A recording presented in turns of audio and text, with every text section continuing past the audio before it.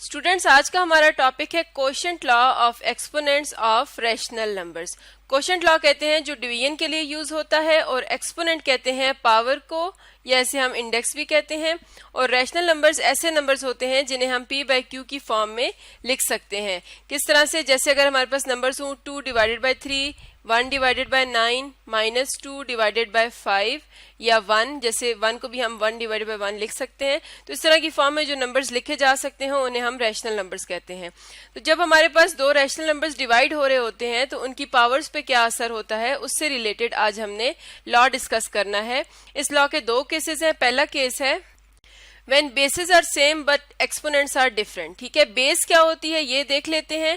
अगर हमारे पास इस तरह से एक नंबर लिखा हो 2 पावर 3, ठीक है, तो 2 जो है इसको हम कहते हैं कि ये बेस है, और 3 है इसको हम कहते हैं पावर या एक्सपोनेंट। ठीक है, तो एक्सपोनेंट हमने ऊपर भी बात की है, पावर को कहते हैं। तो इसका ये जो 3 है इसको हम कहते हैं पावर, और 2 इसकी बेस है। अगर हमारे पास दो नंबर्स ऐसे डिवाइड हो रहे हों जिनकी बेसिस एक जैसी हों लेकिन एक्सपोनेंट्स डिफरेंट हो, तो उस केस में हम किस तरह से करते हैं, एक एग्जांपल लेते हैं। जैसे हमने डिवाइड करना हो 2 पावर 7, इसको डिवाइड करना हो 2 पावर 3 से। ठीक है, ये दो नंबर्स हैं जो कि डिवाइड हो रहे हैं। एक नंबर 2 पावर 7 है, अब 2 बेस है, 7 इसकी पावर है या इसका एक्सपोनेंट है। ठीक है, तो इन दोनों नंबर्स की पावर सेम है, दोनों की पावर 2 है, और इनके जो एक्सपोनेंट्स है एक का 7 और एक का 3 है। तो इसको हम किस तरह से करते हैं, इन्हें ओपन करके लिखें।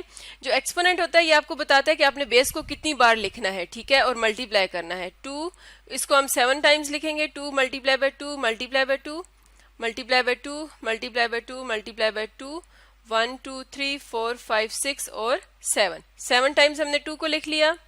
अब हमने नीचे जो 2 है इसको 3 टाइम्स लिखना है क्योंकि इसका एक्सपोनेंट 3 है। ठीक है, 2 मल्टीप्लाई बाय 2 मल्टीप्लाई बाय 2।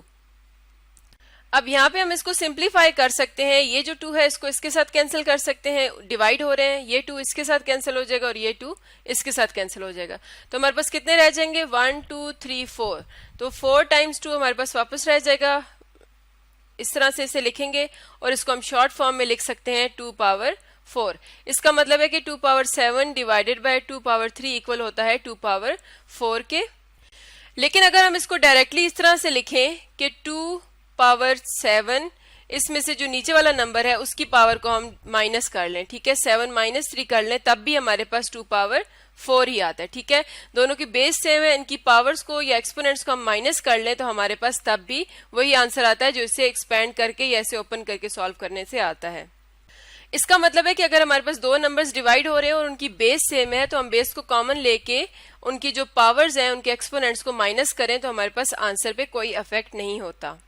तो ये स्टूडेंट्स हमारे पास पहला कोशेंट लॉ है कि हमारे पास बेसिस सेम हो और एक्सपोनेंट डिफरेंट हो। जैसे अब हम इसको जनरल फॉर्म में लिखें, a पावर m डिवाइड हो रहा हो a पावर n से। ठीक है, दोनों की बेस a है और m और n क्या है, इसकी पावर्स हैं या एक्सपोनेंट्स हैं। तो हम इस केस में क्या करते हैं, इसकी जो बेस है उसे कॉमन ले लेते हैं और इसकी पावर्स को माइनस कर लेते हैं। तो ये पहला इसका लॉ आ जाता है।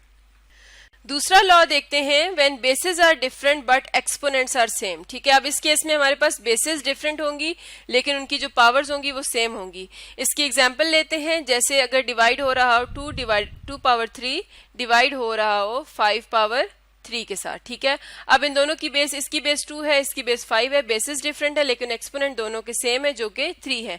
तो इस केस में हम किस तरह से करते हैं, अगर हम इसको इस तरह लिखें 2 पावर 3 डिवाइडेड बाय 5 पावर 3, और इसको हम खोल के लिखें, एक्सपैंड करें 2 मल्टीप्लाई बाय 2 मल्टीप्लाई बाय 2, क्योंकि इसको 3 बार इसलिए लिखेंगे कि इसकी पावर 3 है।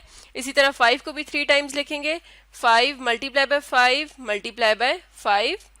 अब यहाँ पे अगर हम देखें तो ये जो नंबर्स हैं इन्हें हम अलग-अलग से लिख सकते हैं, यानी 2 divided by 5 multiply by 2 divided by 5 multiply by 2 divided by 5। अब एक ही नंबर है, 3 बार मल्टीप्लाई हो रहा है तो इसे हम लिख सकते हैं 2 डिवाइडेड बाय 5 होल पावर 3। ठीक है, ये एक नंबर है, यह पूरा नंबर एक बेस बन गया है, तो ये 3 बार मल्टीप्लाई हो रहा है तो इसे हम इस तरह से लिख सकते हैं। इसका मतलब है कि 2 पावर 3 डिवाइडेड बाय 5 पावर 3 को हम इस तरह से लिख सकते हैं। दोनों की इनकी पावर या एक्सपोनेंट सेम होता है तो उसे हम कॉमन ले लेते हैं और जो नंबर्स हैं, जो बेसिस हैं, उन्हें डिवाइड कर लेते हैं। तो इस लॉ की हम जनरल फॉर्म देख लेते हैं। a पावर n डिवाइड हो रहा हो b पावर n से। ठीक है, a और b इसकी बेसिस हैं और n पावर है जो कि सेम है। ठीक है, तो अब हम पावर कॉमन लेंगे और जो a और b हैं उन्हें हम डिवाइड करेंगे। तो ये स्टूडेंट्स हमारे पास दो क्वोशंट लॉ आ गए। अब हम इसी से रिलेटेड कुछ क्वेश्चंस कर लेते हैं।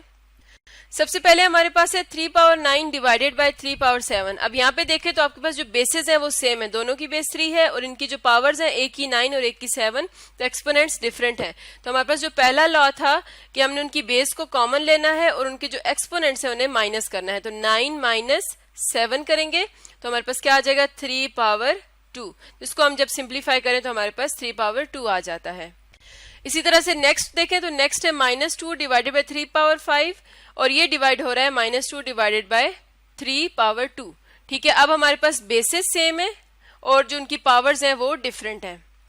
तो हम क्या करेंगे, इनकी बेस को जो सेम बेस होती है उसे कॉमन ले लेंगे, -2 डिवाइडेड बाय 3 और जो इनकी पावर्स होंगी उन्हें माइनस कर लेंगे, 5 डिवाइडेड बाय 2। ये डिवीजन के केस में होगा, ये जब डिवाइड हो रहे होते हैं तो तब हम इनकी पावर्स को माइनस करते हैं।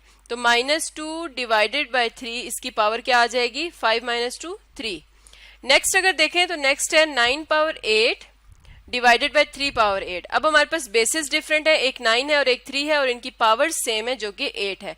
तो इस केस में हम दूसरा लॉ यूज करेंगे, हमने इनकी पावर जो बेसिस है उन्हें डिवाइड करना है और जो पावर है या जो एक्सपोनेंट है उसे हमने कॉमन ले लेना है। तो अब हम क्या करते हैं, 9 को 3 से डिवाइड मजीद कर सकते हैं, तो ये 3 3 9 होगा, तो 3 और इसके बाद पावर आ जाएगी 8। तो ये हमारे पास इसका फाइनल आंसर आता है। नेक्स्ट है हमारे पास -3 पावर 4 डिवाइडेड बाय -5 पावर 4। ठीक है, अब इस केस में भी देखें तो बेसिस डिफरेंट है, एक की बेस -3 है और एक की बेस -5, लेकिन इनकी जो एक्सपोनेंट्स है वो सेम है। तो हमने क्या करना है, इनकी बेसिस को डिवाइड कर लें, -3 डिवाइडेड बाय -5 और इसकी जो पावर है वो कॉमन ले लें जो कि क्या है, 4। अब इसको मजीद सिंप्लीफाई कर सकते हैं, माइनस को माइनस के साथ कैंसिल कर दें। ठीक है, तो हमारे पास रह जाएगा 3 डिवाइडेड बाय 5 और इसके ऊपर पावर आ जाएगी 4। तो इसको सिंप्लीफाई करके हमारे पास 3 डिवाइडेड बाय 5 पावर 4 आ जाता है। तो स्टूडेंट्स, आज हमने क्वोशंट लॉ देखा जो कि रैशनल नंबर्स के एक्सपोनेंट से रिलेटेड था।